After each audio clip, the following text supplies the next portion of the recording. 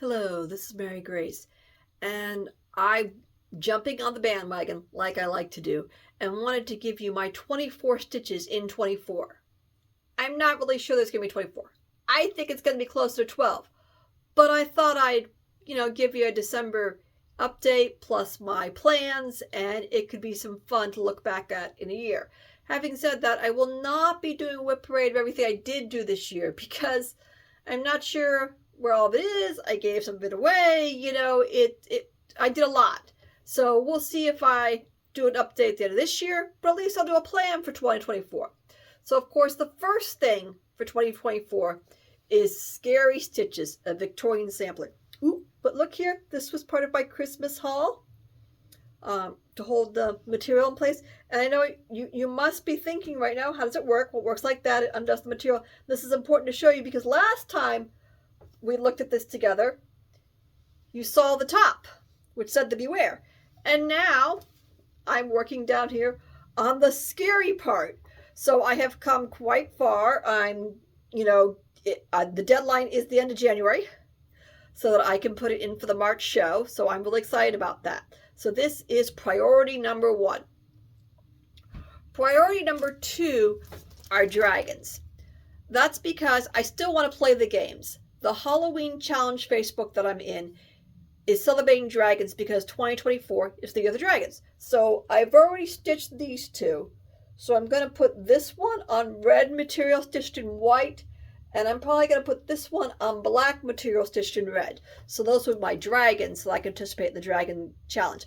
I think I actually will need to add more because I'm not sure if this will meet the stitching qualifications, because you can't do just one stitch. You gotta do like 400 stitches a quarter, I think, or maybe a month. I'll figure it out. Maybe I won't make it all the way through the challenge, but I'm gonna give it a try. Of course, it's those challenges that got me in trouble. I guess this is stitch number 4 at this point in time. This is the Midnight Owl stitch that I started in October to go along with the Halloween challenge for October to stitch an owl. I'm still working on it because there were other things that got in my way, but it's a good plan. The next thing I plan to stitch, or probably at the same time, is I want to stitch something that reads, "The world might be full of despair and broken promises, but it's also full of brightly colored poisonous frogs." And then I'm going to put some of these frogs around it. My older son, for once, expressed delight in a cross stitch that was given to my younger son by someone else. So I thought I would do it for him. And I'm going to incorporate the frogs into it in the same. The next thing I'm going to stitch, we're going to call No Longer. I don't want to reveal the whole stitch now because someone who watches this floss tube might see it, and it's for them. My older son, I unfortunately doubt he will watch my cross stitch to know that I'm going to try and do this for him. So, that's okay.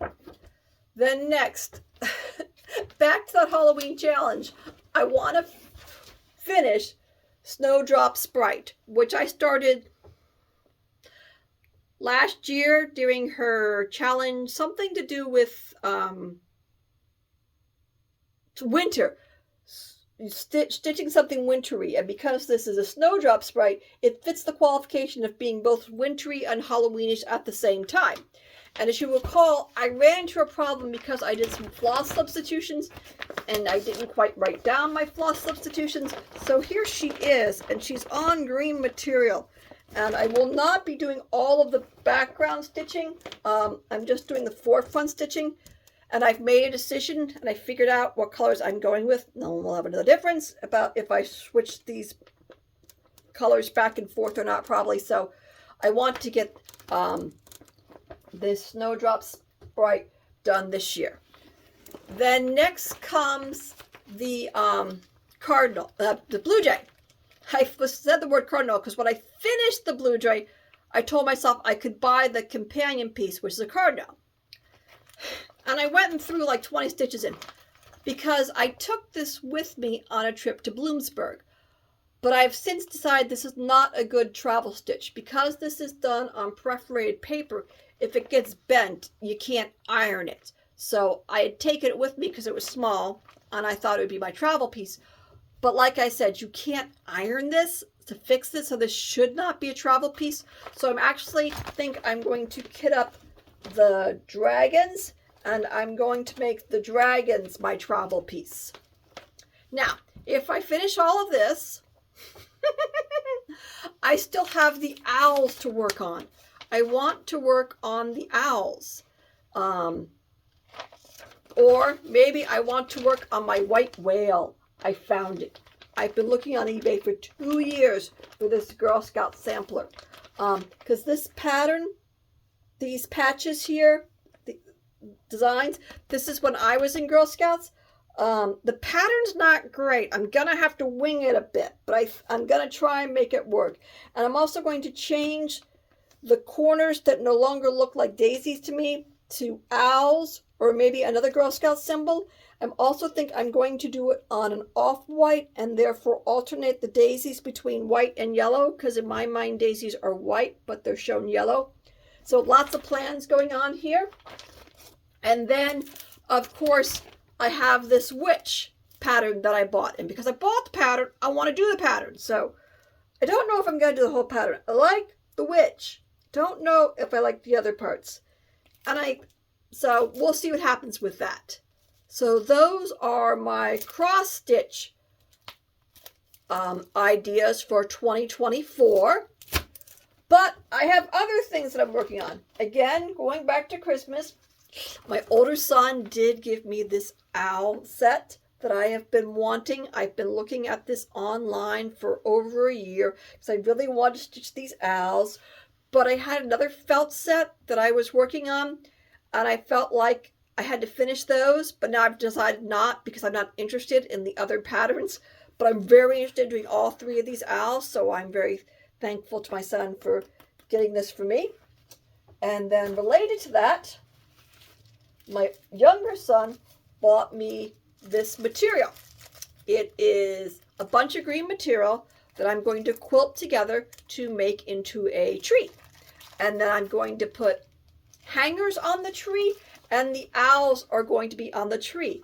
But I'm going to have, the hangers are going to be so that I can replace things. So at one point it's going to be the owls. At another point I'm going to have a cat, a butterfly, and a sun done in a Dresden fan base along some other items. I want to have a seasonal tree that I can change the items on that I've done. So that's my plan with the 2 gifts that I received for Christmas.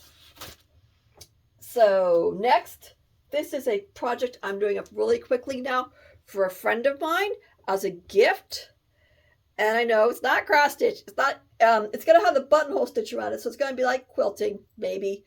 It's just doing a different stitch. I love cross stitch because you don't have to make design decisions unless you mess with the design like I do, because someone, CJ, taught me that I didn't have to follow the pattern. There were no pattern polices, so I can play with the patterns. But that is the advantage of cross stitches, that is you don't have to. But then you do to make it personalized. I've talked to you that I do like to personalize things. So this was a reach out to something personalized. Oh, and I'm so thrilled. All of this just came from stuff on the wall from my stash. I had this nice hoop, blue hoop. You won't see the white part. I had the white and the yellow felt. I had this blue material which works perfectly for the pattern that I'm doing. So I'm really thrilled that all of that came out of stash and I didn't have to go into Joann Fabrics today. Let me show you an update since my last on my Blue Jay. You can see I've added all this black to my Blue Jay to give him some real definition. And the Cardinal is still, well, you know, I got to finish the Blue Jay first. And I haven't done anything else on my Crazy Quilt either, but I've been thinking about it. So those are all of my stitching plans for 2024. This one I've got to have done by like January 20th. This one I've got to have done as discussed by hopefully I have until January 31st, but I've got to have it framed too. But other than that, I shouldn't have any real deadlines this year. Oh, that's not true. The frog one for my son, he's possibly moving into his own apartment in September, and I want to have it to give to him then. So I guess I do have 3 that have deadlines. These 2 very quickly. That one's a bit farther off, but that one's going to take me some time because I'm designing it a little bit. So there is my guess of what I might be working on for 2024 until something else comes along. And at the end of the year, maybe I'll do a wrap up and we'll see how far I got. Thank you and have a good day.